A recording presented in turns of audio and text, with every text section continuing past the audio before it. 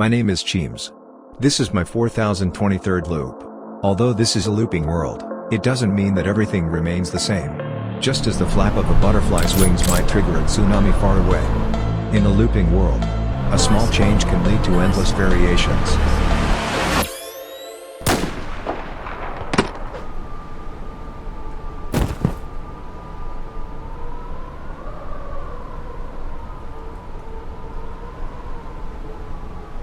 Now, the wings have been fluttered.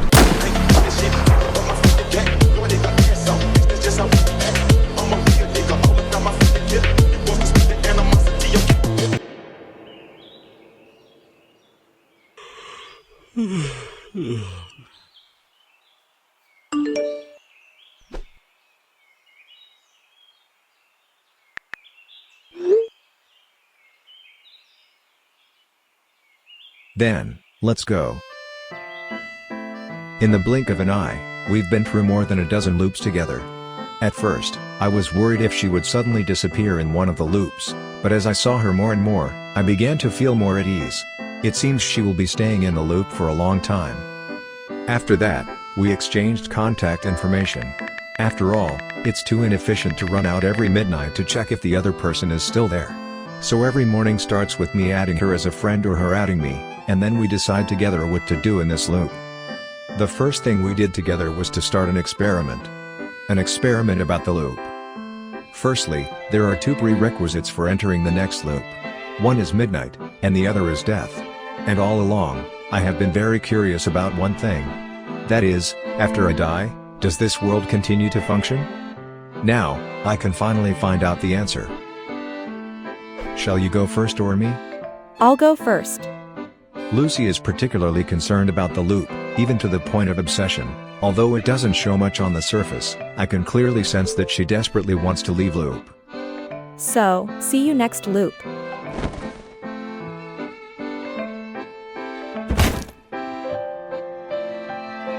Lucy's death doesn't end the loop, which I'm not very surprised about. Although it's not completely confirmed yet, I think Lucy has been in the same loop with me since the first cycle. And during this process, Lucy has died several times, but I've never suddenly ended loop. So this was a point I anticipated. Now, it's my turn.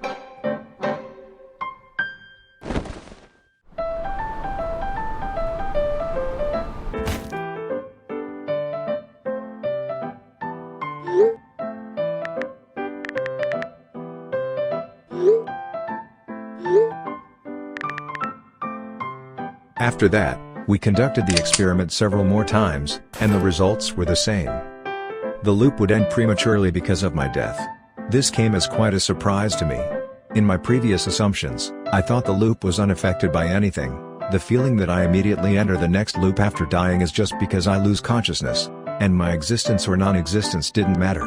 But now it seems I am the main cause of the loop. In other words, it feels like the world revolves around me. After confirming this conclusion, not only the world revolves around me, but also Lucy. She seemed eager to find some secret about the loop from me, but I really know nothing about it. So after a few days of trying without success, she decided to give up. After conducting these experiments, we gradually became more familiar with each other. She didn't have a fixed job before the loop, just like me, belonging to those who do nothing every day. So we had a lot in common in many areas. But every time we talked about something related to the loop, she would become very anxious. I've also experienced this situation when I first started looping, where fear, panic, and despair would be continuously amplified under the infinite loop, making every day very unwilling to open my eyes, and eventually, I killed myself mentally. I think she can't go on like this anymore. Lucy. Don't worry about why the loop is happening. Let's start working. Work? What kind of work? It's too late today to do much. Let's do it tomorrow. You'll find out then.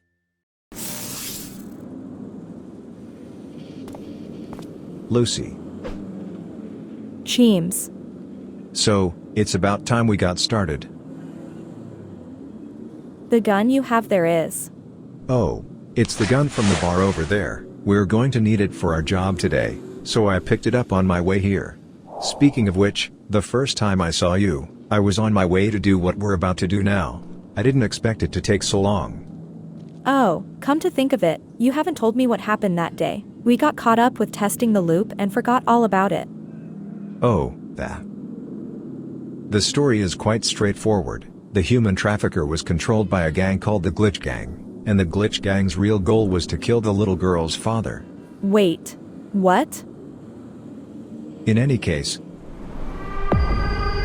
here's how it all started.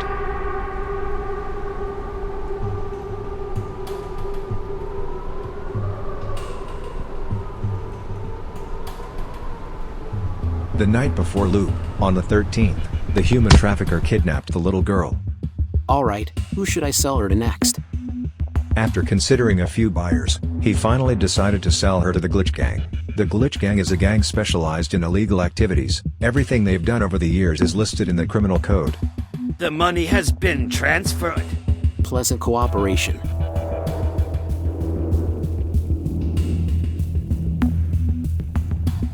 Wait, this is his daughter! The Glitch Gang had a grudge against the girl's father.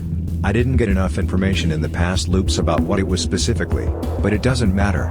In short, the Glitch Gang decided to use the little girl to lure her father out, and then take the opportunity to kill him. The tricky part, however, is that the police have been keeping a close eye on the Glitch Gang for years. It's fine on their own turf, but if they take people out, there's a risk of being inspected. And if they directly called the father to the Glitch Gang's territory, there's a high chance he would become suspicious. After much thought, they attacked the human trafficker, and implanted a special chip in him. The chip was designed to modify memory and personality. They preset two personalities for the trafficker. One was that of an ordinary person, kind and approachable. The other was a manic personality, with combat abilities and senses heightened to the maximum. At the same time, they also implanted a chip in the daughter.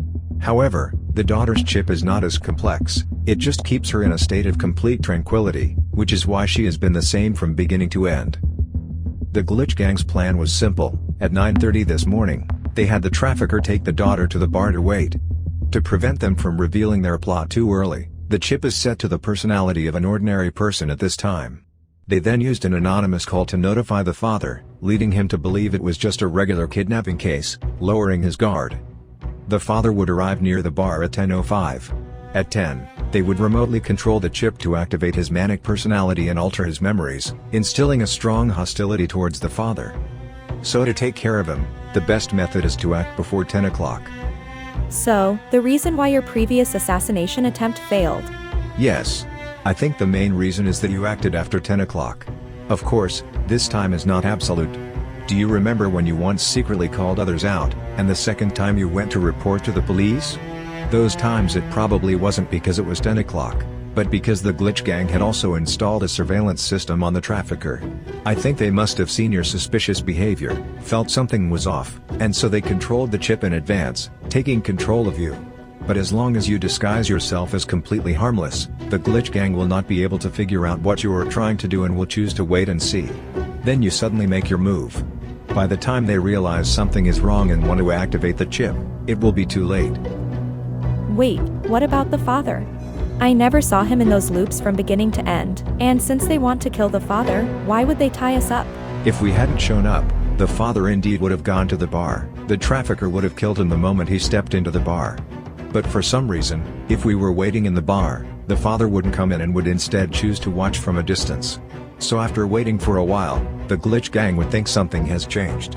And then they would issue orders to the trafficker, asking him to kidnap the people on the scene. After that, they negotiate with the police, forcing the father to bring the money over, or else they will kill all the hostages. Do you remember the first gunshot you heard? Oh, it rang out once, then many times after. Yes. The first gunshot was from the trafficker, killing the father who brought the money. After that, the police, realizing the trafficker had made a move, would forcefully break through and shoot him dead. The bomb was planted in the store by the trafficker after he tied you up. It's a safety measure in case they failed to kill the father. But the father was rarely killed by the bomb, usually he was shot dead.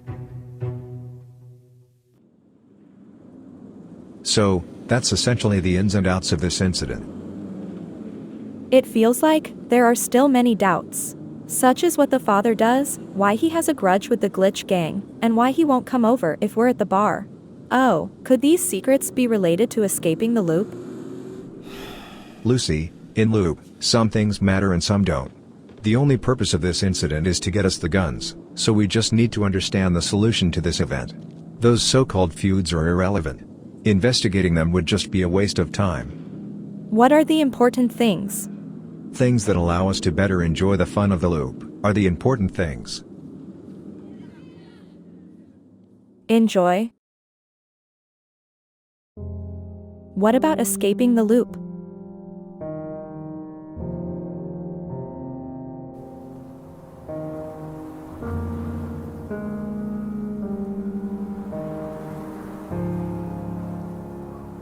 We need to leave. Time is almost up.